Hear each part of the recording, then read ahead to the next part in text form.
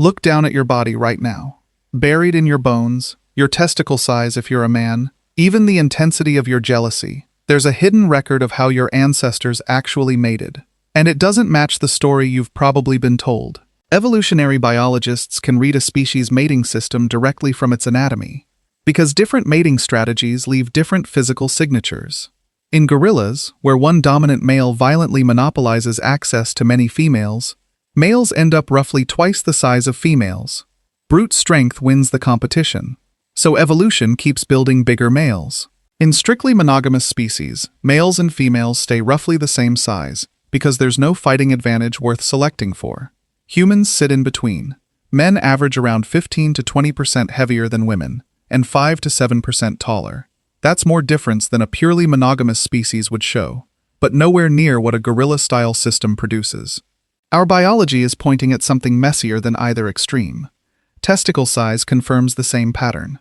Species where females mate with multiple males in quick succession develop large testes, because sperm from different males is literally racing to fertilize the egg. Chimpanzees are the extreme example. Gorillas, where only one male ever mates with a given female, have small testes by comparison. Humans land squarely in the middle, larger than gorillas, smaller than chimps. The anatomy suggests some sperm competition happened in our evolutionary past, but not at chimp-level intensity. If uncovering what your own biology reveals about human history fascinates you, subscribing means you'll catch every deep dive like this. So what does the anthropological record actually show? Across several hundred documented human societies, roughly 80 to 85% formally permit polygyny, a statistic often used to argue that multiple partners is humanity's natural state. But that number is misleading without context. In nearly all of these societies, polygyny in practice is rare, concentrated almost entirely among wealthy, high-status men. Most men, even in societies that legally allow multiple wives, have exactly one partner at a time. The pattern shifts even further when you look at hunter-gatherer societies specifically, the closest living analog to the environment that actually shaped human evolution. These societies show significantly lower rates of polygyny than agricultural ones, because polygyny requires accumulated wealth, and hunter-gatherer economies structurally limit that kind of accumulation. This raises an interesting question. What problem does enforced monogamy actually solve?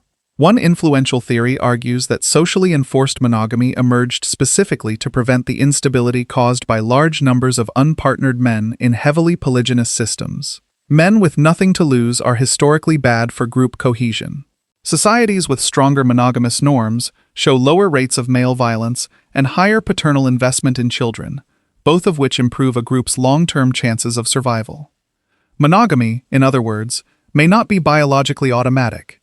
It may be a social technology, invented repeatedly because it solves real coordination problems. Genetics adds another layer. Y chromosome studies have traced a single man living roughly 4,000 to 5,000 years ago on the Eurasian steppe to somewhere between 16 and 19 million living male line descendants today.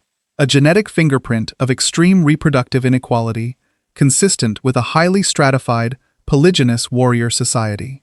Similar inequality shows up in Neolithic European farming populations, where land and cattle ownership expanded the material basis for polygyny. Hunter-gatherer populations, by contrast, consistently show far less reproductive inequality between men, a direct reflection of their more resource-sharing, less stratified social structure. Despite all this variation, one thing holds constant across virtually every human society ever studied: the pair bond. A recognized, stable relationship involving shared investment and responsibility for offspring appears to be a genuine human universal, supported by real neurochemistry. The oxytocin and vasopressin systems that create attachment evolved because pairs who stayed together simply raised more surviving children. But that pair bond was rarely fully exclusive in practice. Evidence for occasional sperm competition, combined with cross-cultural documentation of extra-pair relationships in nearly every studied society, points to the same conclusion. Humans formed primary partnerships and, at meaningful but non-dominant rates, also sought or maintained relationships outside them. Jealousy offers one of the clearest windows into this ancestral reality. It's a human universal, and its specific pattern differs by sex in a way that lines up precisely with evolutionary logic. Men, across cultures, report more intense jealousy over sexual infidelity, the risk of unknowingly raising another man's child. Women report more intense jealousy over emotional infidelity, the risk of a partner redirecting long-term resources and investment elsewhere. Different threats, different reproductive stakes, same underlying evolved response. Female choice also shaped this system far more than earlier evolutionary theories acknowledged.